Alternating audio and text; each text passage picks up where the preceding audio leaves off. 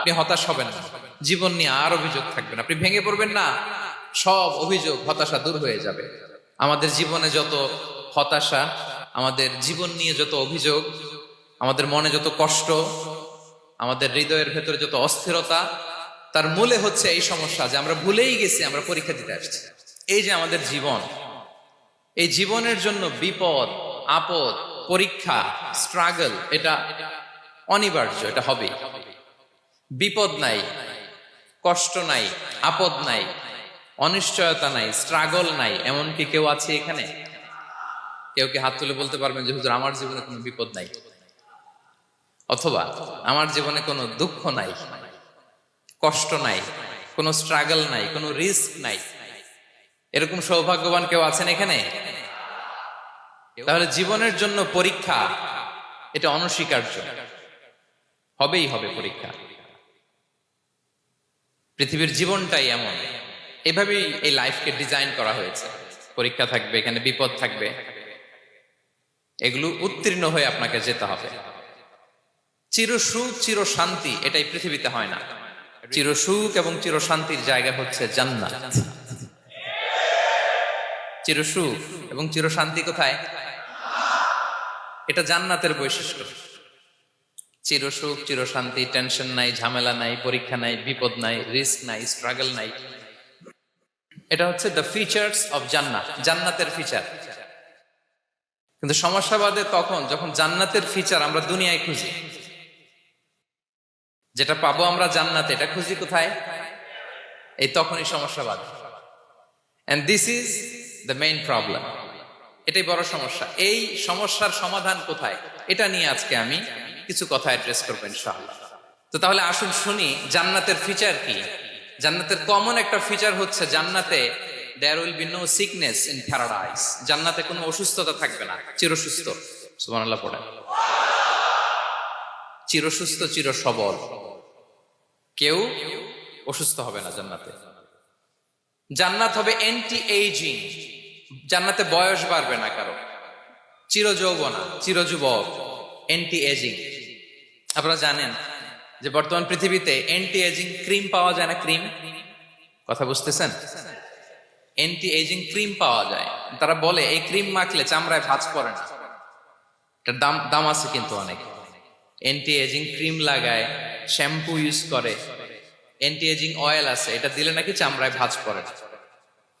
Even ভারতের অনেক বড় একজন ব্যবসায়ী মুকেশ আম্বানি, নাম শুনছেন না? যে তার ছেলের বিয়ে হয়ে গেল। তো এই মুকেশ আম্বানির স্ত্রী নীতা আম্বানি, সে কিছুদিন আগে এক বোতল গোল্ড ওয়াটার খেয়েছে, gold water, and it's cost $60,000। $60,000 দাম এক বোতল গোল্ড ওয়াটারের। কেন?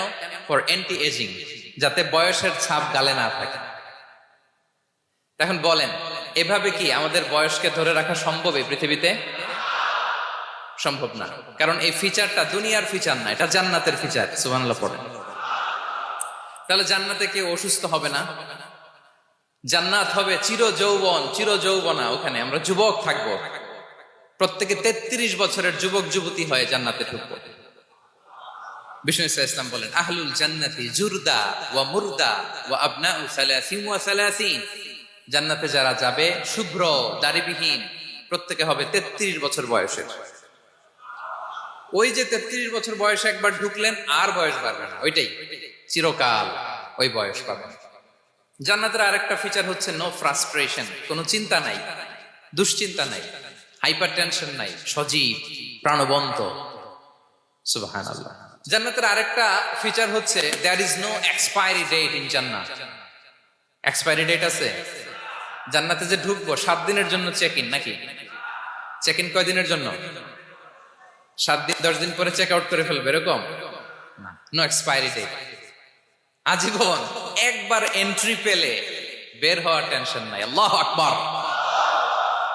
তাহলে no expiry date, rather it's eternal, আজীবন থাকবেন, খালিদিনা ফিহা, চিরকাল থাকবেন। এবং জান্নাতের সবচাইতে গুরুত্বপূর্ণ ফিচার হচ্ছে there will be no death in জান্নাত। জান্নাতে আপনার আর মৃত্যু হবে না, মৃত্যুর বিদায় হবে। তার মানে আপনি অমর হবেন। তাহলে আপনি চির সুস্থ, চির সবল হবেন জান্নাতে, চির যুবক থাকবেন, প্রাণবন্ত থাকবেন, আপনি অমর হবেন, আপনি জান্নাতে মরবেন না। জান্নাতীরা যখন জান্নাতে যাবে, ফেরেশতারা ডেকে বলবে, ইয়া আহলাল জান্নাতি ইন্না লাকুম আন তাসিহু ফালা তাসকামু আবাদা। জান্নাতীরা চিরকাল সুস্থ থাকবা, অসুস্থ হবা না। ইন্না লাকুম আন তাশিব্বু ফালা তাহরামু আবাদা, তোমরা শাবাব থাকবা, বুড়া হবা না। ওয়া ইন্না লাকুম আন তাহইয়াউ ফালা তামুতু আবাদা, চিরকাল বেঁচে থাকবা, মরবা না। এবং সেদিন জান্নাতে মৃত্যু দেয়া হবে, মৃত্যু দেয়া হবে। ইউতাল মাউতু বিকাবশিন আমলাহ, একটা ছাগলের আকৃতিতে মৃত্যুকে আনা হবে। ফায়ুযবাহুল মাউত, মৃত্যুকে জবাই দেয়া হবে। এবার জান্নাতীরা তাকিয়ে থাকবে, ফেরেশতারা বলবে, ইয়া আহলাল জান্নাতি খুলুদুন ফালা মাউত, হে জান্নাতীরা চিরকাল এই জান্নাতে থাকবে। তাহলে জান্নাতের ফিচার পাইছেন? এখন কোন বোকা যদি এই ফিচার দুনিয়ায় খোঁজে, পাবে? পাবে না, কারণ দুনিয়ার ফিচার আলাদা। দুনিয়ার ফিচার কি?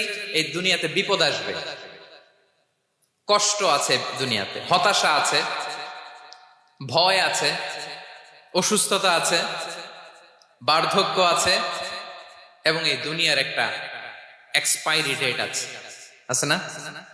দ্য ডে ইউ ডাই, যেদিন আপনি মারা যাবেন, এটা আপনার এক্সপায়ারি ডেট, চলে যেতে হবে, চলে যেতে হবে।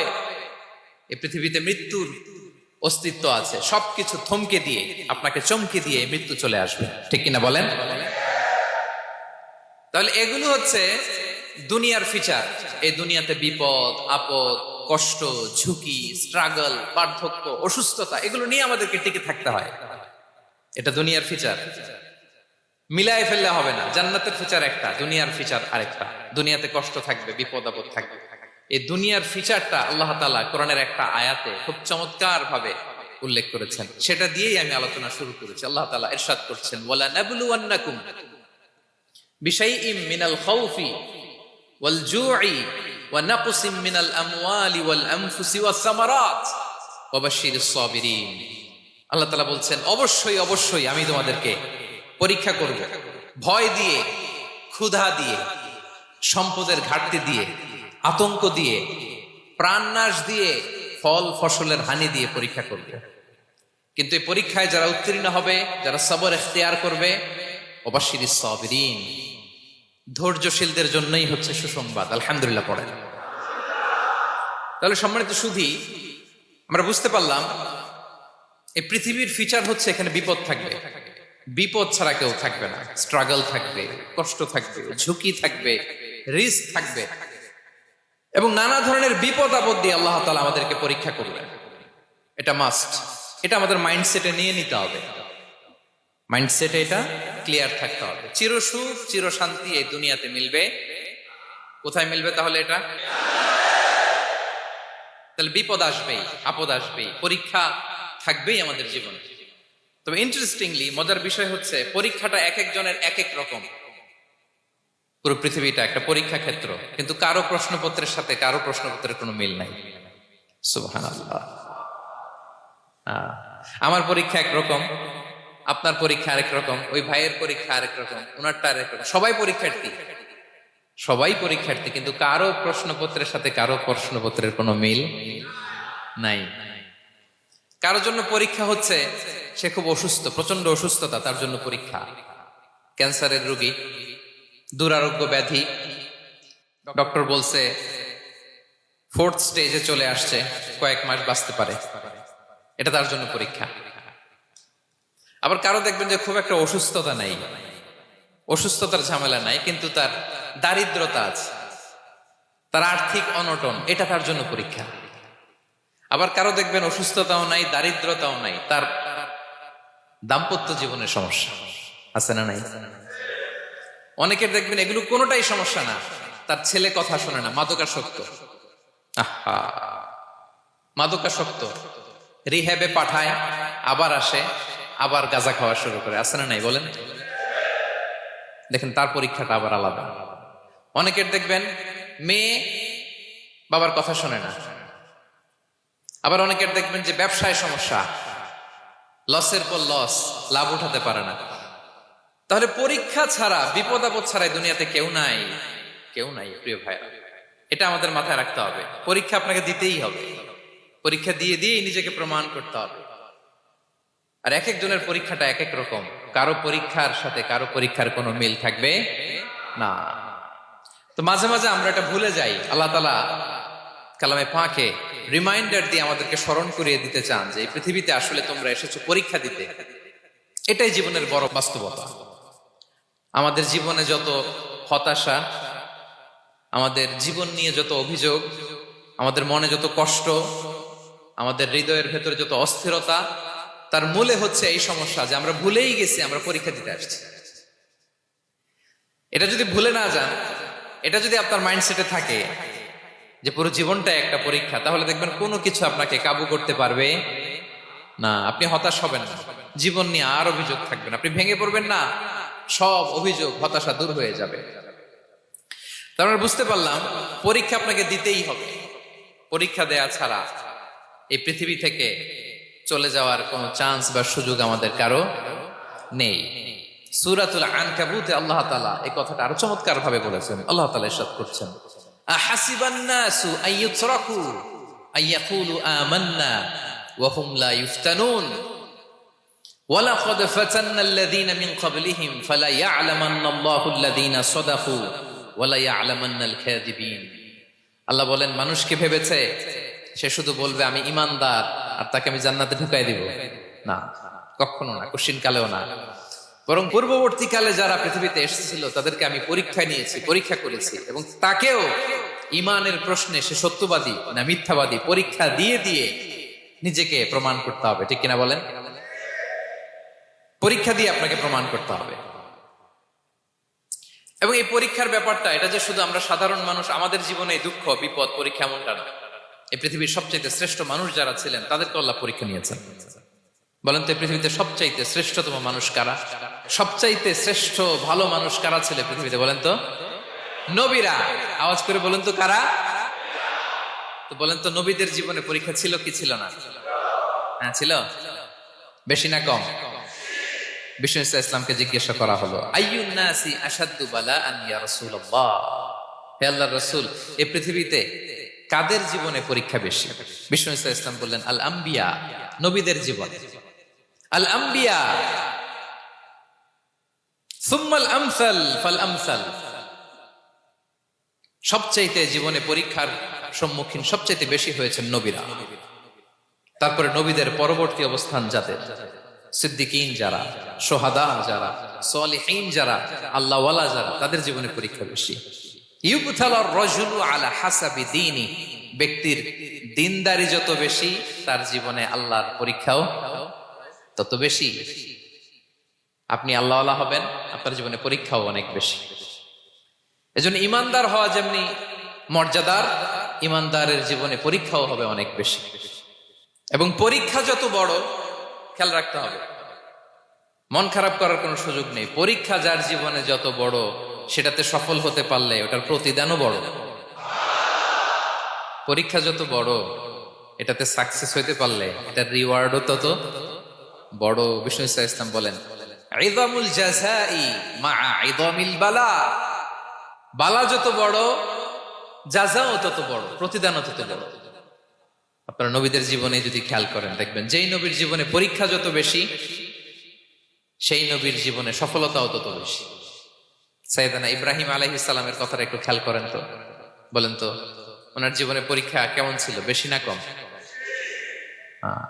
ওনার জীবনের পরীক্ষা থেকেই তো আমরা এই শব্দটা ব্যবহার করি। আমরা বলি অগ্নি পরীক্ষা। কি বলি? মানে আগুনে নিক্ষেপ করা হয়েছে সাইয়েদনা ইব্রাহিম আলাইহিস সালামকে। তাও স্বাভাবিকভাবে না, উলঙ্গ করে, নেকেট করে ওনাকে অপমানিত করবার জন্য ওনার গায়ের জামা কাপড় খুলে উলঙ্গ অবস্থায় আল্লাহর খলিল সাইয়েদনা ইব্রাহিম আলাইহিস সালামকে অগ্নিকুণ্ডে নিক্ষেপ করা হয়েছিল। এরকম এক্সপেরিয়েন্স এই অডিটোরিয়ামের ভেতরে আমাদের কখনো হয়েছে? তাইলে সাধারণ মানুষের জীবনের পরীক্ষা আর নবীদের জীবনের পরীক্ষার মধ্যে পার্থক্য আছে না নাই? ওই পরীক্ষায় উনি পাশ করে ফেললেন। ৮৬ বছর পর্যন্ত আল্লাহর কাছে দোয়া করলেন, আল্লাহ আমাকে একটা নেককার সন্তান দাও। আল্লাহ সন্তান দেয় না। ৮৬ বছর পরে আল্লাহ তাআলা সাইয়েদনা ইব্রাহিম আলাইহিস সালাম এবং হাজারের ঘরকে উজালা করে সন্তান দিলেন। সাইয়েদনা ইসমাঈল আলাইহিস সালাম পৃথিবীতে আসলেন কত বছর বয়সে? 86 বছর বয়সের এখানে কেউ আছেন? হ্যাঁ, আছি আমরা? কেউ নাই। 86 বছর বয়সে প্রথম সন্তান পেয়েছে। তাদের ঘরকে উজালা করে আল্লাহর নবী সাইয়েদনা ইসমাঈল আলাইহিস সালাম আসলেন। এবার আল্লাহ বললেন, যাও স্ত্রীকে আর এই কলিজার টুকরা সন্তানকে, থাকো তো প্যালেস্টাইনে, প্যালেস্টাইন থেকে ১,৫০০ কিলোমিটার দূর দ্য ব্যারেন ল্যান্ড, ওই মক্কার ধুধুমরু প্রান্তরে রেখে আস, যেখানে কেউ নাই, মানুষ নাই, গাছ নাই, পাখি নাই, পানি নাই, যাও রেখে আস। আচ্ছা বলেন তো, ৮৬ বছর পরে যে লোকটা সন্তান পেল, বুঝে শুনে উত্তর দিয়েন, ৮৬ বছর পরে যে লোকটাকে আল্লাহ তাআলা সন্তান দিল, তার হৃদয়ে ওই সন্তানের জন্য মায়া বেশি না কম? এমনি তো আমাদের প্রথম সন্তান, আমাদের প্রথম সন্তানের হিস্ট্রিটা একটু খেয়াল করেন তো। প্রথম আমাদের যে মেয়ে হয়েছিল বা যাদের ছেলে হয়েছিল, তার প্রতি আদর, সোহাগ, দরদ, ভালোবাসা, আল্লাহ কত ছিল। আর ৮৬ বছর বয়স আল্লাহ তাআলা ওনাকে সন্তান দিলেন, দিয়ে বললেন, যাও হাজারকে আর ইসমাঈলকে মক্কার ধুধুমরু প্রান্তরে রেখে আস। আল্লাহ তাআলা বলতে দেরি, চলে যেতে দেরি নাই, মুহূর্তে উনি রওনা হয়ে গেল। সুবহানাল্লাহ পড়বেন না? রেখে আসলেন মক্কার ধুধুমরু প্রান্তরে। এবার আল্লাহ বললেন, যাও রিটার্ন ব্যাক টু প্যালেস্টাইন, প্যালেস্টাইনে চলে যাও। চলে গেলেন, হৃদয়টা ভেঙে খান খান। অনেক বছর পরে আল্লাহ তাআলা আবার অনুমতি দিলেন, যাও এবার ছেলেকে দেখে আসতে পারো, যাও প্যালেস্টাইন থেকে আবার মক্কা যাও। সাইয়েদনা ইব্রাহিম আলাইহিস সালাম প্যালেস্টাইন থেকে আবার ১,৫০০ কিলোমিটার পথ পাড়ি দিয়ে, এখনকার মতো ফ্লাইটে যায় না, গাড়িতেও না, উটে করে। কিসে করে? উনি যে কতবার মক্কা থেকে ফিলিস্তিন এসেছেন আর গিয়েছেন, ইয়ত্তা নাই, হিসাব নাই।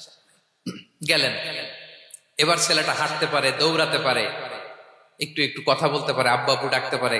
কেমন মায়া লাগে বলেন তো? মায়া ভালোবাসায় যখন টইটম্বুর, ঠিক ওই মুহূর্তে আল্লাহ বললেন, ছেলেকে জবাই করো, জবাই করো ছেলেকে। আল্লাহ তাআলা বলতে দেরি করেছেন, আল্লাহর আদেশ পালনে ১ সেকেন্ডও তিনি দেরি করেন নাই। ছুরি চালালেন, জান্নাত থেকে দুম্বা নিয়ে আসা হল। এভাবে আল্লাহর নবী ইব্রাহিম আলাইহিস সালাম ওনার জীবনের প্রতিটি ক্ষেত্রে যেখানে আল্লাহ তাআলা ওনাকে পরীক্ষা নিয়েছেন, উত্তীর্ণ হয়েছেন। এবং দেখেন ওনাকে আল্লাহ তাআলা কি উপহার দিলেন, আল্লাহ তাআলা ওনাকে খলিলুল্লাহ উপাধি দিলেন, আল্লাহর বন্ধু। সুবহানাল্লাহ বলেন। আল্লাহ তাআলা বলছেন, ওয়া ইযি বিতালা ইব্রাহিম রাব্বুহু বিকালিমাতিন ফাআতাম্মাহুন ক্বালা ইন্নী জাঈলুকা লিন-নাসি ইমামা। আল্লাহ অনেকগুলো পরীক্ষা নিয়েছিলেন সাইয়েদনা ইব্রাহিম আলাইহিস সালাম, প্রতিটা পরীক্ষায় সাকসেসফুলি পাস করেছেন, গোল্ডেন এ প্লাস। আল্লাহ বলেন, ইন্নী জাঈলুকা লিন-নাসি ইমামা, I'm gonna make you the leader for the entire human being. I'm gonna appoint you as a leader for the entire universe. গোটা বিশ্বের জন্য, গোটা মানবতার জন্য আমি তোমাকে লিডার বানায় দিলাম। ইযামুল জাযাই মা'a ইযামিল বালা। পরীক্ষা যত বড়, ওই পরীক্ষায় পাশ করলে ওইটার ফলাফল ও প্রতিদানও বড়। তাহলে দেখেন প্রিয় ভাইরা, সাইয়েদনা ইব্রাহিম আলাইহিস সালামের জীবনে পরীক্ষার কোনো শেষ ছিল না। আমি আপনি কোথায়? আল্লাহর খলিলের জীবনে যদি এত পরীক্ষা থাকতে পারে, আমি আপনি কোথায় বলেন তো? এবার বলেন, সাইয়েদনা মূসা আলাইহিস সালাম, ওনার জীবনে তো কোনো পরীক্ষা টরীক্ষার ছিল না। হ্যাঁ, গুণে শেষ করতে পারবেন? জন্মটাই তো হয়েছে পরীক্ষার মধ্য দিয়ে। মিশরের ছেলে সন্তান হইলে ফেরাউন বলছে জবাই করো, ওনার মা এরকম সিন্ধুকে করে ভাসায় দিলেন নীল নদীতে। আল্লাহু আকবার! কি একটা রোমাঞ্চকর পরিস্থিতির মধ্য দিয়ে আল্লাহ তাআলা ওনাকে বাঁচালেন। সুবহানাল্লাহ। জন্মই হয়েছে পরীক্ষার মধ্যে দিয়ে। বড় হইলেন, ফেরাউনের ভয়ে দেশ ত্যাগ করলেন, মিশর থেকে মাদিয়ান। আবার আল্লাহর আদেশে যখন ফিরে আসলেন, আবার ফেরাউনের সাথে তর্ক বিতর্ক, যুদ্ধ। একটা রাত আল্লাহ নবী মুসা আলাইহিস সালাম শান্তি মতো মিশরে ঘুমাতে পারে নাই। একটা রাত। শেষ পর্যন্ত এই ফেরাউন মুসা আলাইহিস সালামকে ধাওয়া করেছে। ফেরাউনের ধ্বংসের আগ পর্যন্ত সে মুসা আলাইহিস সালামকে ধাওয়া করেছে। তার মানে মুসা আলাইহিস সালাম এই বিপদ আপদ পরীক্ষা এগুলো থেকে মুক্তি পান নাই। এবার বলেন ঈসা আলাইহিস সালামের কথা, ওনার জীবনে তার পরীক্ষা ছিল না? কি পরীক্ষা ছিল? হ্যাঁ, আল্লাহু আকবার। Same scenario. goes to the biography of every messenger in the world. পৃথিবীর সব নবীর ক্ষেত্রে একই ঘটনা ঘটেছে। সাইয়েদনা ঈসা আলাইহিস সালাম দাওয়াত যখন দিলেন, ওনার বিরোধিতা শুরু হলো, ওনাকে হত্যার ষড়যন্ত্র হলো, ইভেন কি ওনাকে মারার জন্য বনি ইসরায়েলেরা উদ্ধত হলো, জানে বাঁচবার জন্য পালালেন, এক ঘরে ঢুকলেন, চারদিক দিয়ে ঘেরাও করলো, উনি দরজা জানালা লাগাই দিলেন। ওরা বললো একজন দরজা ভেঙে জানালা ভেঙে ভিতরে ঢুকো, ঢুকে দেখো বেটা ঈসা কি করে। একজন ভিতরে ঢুকছে, ঢুকার সাথে সাথে বল রাফাআহুল্লাহু ইলাইহি, আল্লাহ তাআলা ঈসা আলাইহিস সালামকে উপরে উঠায় নিলেন। আর যেই লোকটাকে তারা ভিতরে ঢুকালো তার চেহারাকে আল্লাহ তাআলা ঈসা আলাইহিস সালামের চেহারার মতো করে দিলেন। এবার তার বাইরের সাথীরা বলে ঘটনা কি, বেটা ঈসাও বেরোয় না, আমাদের লোকটাও বেরোয় না, সবাই ঢুক। দরজা ভেঙে ভেতরে ঢুকে দেখে ঈসা দাঁড়ায় আছে। বলেন তো এটা ঈসা না মিসা? এটা কি আসল ঈসা? ওমা কতালু ওমা সলাবু ওয়ালাকিন শুব্বিহা লাহুম। আল্লাহ বলে তোমরা আমার নবী ঈসাকে হত্যাও করতে পারো নাই, শুলেও চড়াতে পারো নাই, আমি সেফটি সিকিউরিটি দিয়ে আমার নবী ঈসা আলাইহিস সালামকে আকাশে তুলে নিয়েছি। তাহলে ওনার জীবনও পরীক্ষার শেষ ছিল না। এবার যদি আমরা বিশ্বনবী সাল্লাল্লাহু আলাইহি ওয়াসাল্লামের জীবনের দিকে তাকাই, ওনার জীবনটা দেখেন তো। আমাদের পেয়ারা নবী বিশ্বনবী মুহাম্মদুর রাসূলুল্লাহ সাল্লাল্লাহু আলাইহি ওয়াসাল্লাম, ওনার জীবনে কি স্ট্রাগল ছিল? স্ট্রাগল। মাক্কি জীবনের কথা যদি একটু খেয়াল করেন, দেখেন তো 3 বছর শিয়াবে আবি তালেবে জেল খেটেছেন, না খেয়েছিলেন। ওনার বংশের লোকেরা প্রথমে ছাগল খেয়েছে, ছাগলগুলো যখন শেষ, ছাগলের চামড়াগুলো শুকিয়ে ওইটা খাইছে। গাছের পাতা ছাল এগুলো খেয়ে খাবারের অভাবে বেহুশ হয়ে পড়ে থাকতো তারা। না খেয়ে কয়দিন ছিলেন আপনি? আমি কয়দিন ছিলাম না খেয়ে? মনেই তো পড়ে না, না খেয়েছিলাম কিনা কোনোদিন। এ হচ্ছে মাক্কি জীবন। মেন্টালি প্রেসার দেয়া হয়েছে। বিশ্বনবীর চাচা আবু লাহাব তার 2 ছেলে উতবা আর উতাইবা, এদের সাথে বিয়ে দিয়েছিলেন 2 মেয়ের। যখন দাওয়াত দেওয়া শুরু করলেন 2 মেয়েকে ডিভোর্স দিয়ে দিল। দেখেন একটা বাবার জন্য প্রাপ্তবয়স্কা মেয়েকে যখন উঠায় নেয়ার আগে ডিভোর্স দেয়, তার মানসিক অবস্থাটা কেমন থাকে বলে? মেন্টালি প্রেসারাইজ করা হয়েছে, ফিজিক্যালি হ্যারাস করা হয়েছে। বিষ্ণু সাল্লাল্লাহু আলাইহি ওয়াসাল্লাম যখন নামাজে দাঁড়াতেন, উটের পচা নারী ভুঁড়ি বিষ্ণুনবীর কাঁধে চাপিয়ে দেওয়া হতো। আপনার জীবনে এরকম ঘটছে কখনো? আপনি নামাজ পড়তেছেন, উটের পচা নারী ভুঁড়ি আপনার কাঁধে চাপিয়ে দেওয়া হয়েছে। কয়দিন হয়েছে এরকম? কয়দিন হয়েছে? হ্যাঁ, তারপরেও তো আলহামদুলিল্লাহ বেরোয় না মুখ দিয়ে। কেমন আছেন হুজুর কইেন না, বেশি একটা সুবিধার না, তাই না? বেশি একটা একটু মিলাবেন। কতটুকু পরীক্ষা আমরা দিয়েছি। তায়েফে গেলেন বিশ্বনবী, তায়েফে গেছিলেন জমির বায়না দিতে, তাই না? জমি কিনবে তায়েফে। তায়েফবাসীদেরকে জাহান্নামের আগুন থেকে বাঁচাতে গিয়েছিলেন, নিজের জন্য না। সেখানে তায়েফের ছেলেরা পাথর মেরেছে বিষ্ণু ইসলামের গায়ে। এত শুভ্র দেহ ছিল, চেহারা ছিল, বিষ্ণুবীর গা দিয়ে ঝরঝর করে রক্ত ঝরেছে। ফিজিক্যাল হ্যারাসমেন্টের শিকার হয়েছেন বিষ্ণু ইসলাম। যখন যেদিন বিষ্ণু ইসলামকে হত্যার ষড়যন্ত্র করা হলো, আল্লাহ তাআলার আদেশে তিনি মক্কা থেকে মদিনায় হিজরত করলেন। মদিনাতে যে একটা রাত, 7ম হিজরির আগ পর্যন্ত শান্তিতে ঘুমাতে পারেন নাই। 3 দিকে 3 ইহুদি বসতি, বনু কাইনুকা, বনু নদীর, বনু কুরাইজা। খাওয়ার মধ্যে বিষ মিশিয়ে দেয়া হয়েছিল বিষ্ণু ইসলামের। বাজুর, খাসির বাজুর রান পছন্দ করতেন। এক ইহুদি মহিলা বিষ্ণু ইসলামের ওই রানের মধ্যে বিষ মিশিয়ে দিয়েছিল। ওই বিষের যন্ত্রণায় মৃত্যুর আগ পর্যন্ত বিষ্ণুনবী কাতরাতেন, এবং উনি ইন্তেকালের সময় ওই বিষের ব্যথা যন্ত্রণাতে ইন্তেকাল করেছেন। বিষ্ণুনবীর ইন্তেকালটা শাহাদাতের ইন্তেকাল ছিল। বিষ্ণু ইসলাম বলেছেন, ওই যে খায়বার এলাকার ওই মহিলা যে আমার খাবারে বিষ মিশিয়েছিল, সেই বিষের যন্ত্রণা, বেদনা, কষ্ট আমি অনুভব করছি। খেয়ে না খেয়ে দিন প্রচারের কাজে নিজেকে দিয়েছ বিলিয়ে, তায়েফের কাফিরেরা চিনল না সে আলো, দুষ্ট ছেলেদের পিছু দিল লেলিয়ে, পাথরের আঘাতে ক্ষত বিক্ষত হয়ে সারা শরীর থেকে রক্ত ঝরে, হে রাসূল তোমাকে ভুলি আমি কেমন করে, হে রাসূল তোমাকে ভুলি আমি কেমন করে। হাজার ব্যথা বেদনার পরে ফিরে আসনি তুমি আপন ঘরে, দিনের আলো তুমি ছড়িয়ে দিতে চলে গেলে মদিনায় মক্কা ছেড়ে, হে রাসূল তোমাকে ভুলি আমি কেমন করে, হে রাসূল তোমাকে ভুলি আমি কেমন করে। ঠিক কিনা বলেন? একটা রাত শান্তিতে শান্তির ঘুম তিনি দিতে পারেন নাই। প্রিয় ভাইরা, তাহলে আমরা কি বুঝলাম? বিশ্বনবীর জীবনও পরীক্ষা ছিল কি ছিল না? আমাদের উপায় আছে? আমরা বাঁচতে পারবো এই বিপদ আপদ পরীক্ষা ঝঞ্ঝাল থেকে? বাঁচতে চাইলেও বাঁচতে পারবো? পারবো না। ইমাম মালিক আলাইহি রাহমা নাম শুনেছেন? ইমাম মালিক, ওনার জ্ঞান থেকে লাখো লাখো মানুষ উপকৃত হয়েছে, কোটি কোটি মানুষ উপকৃত হয়েছে।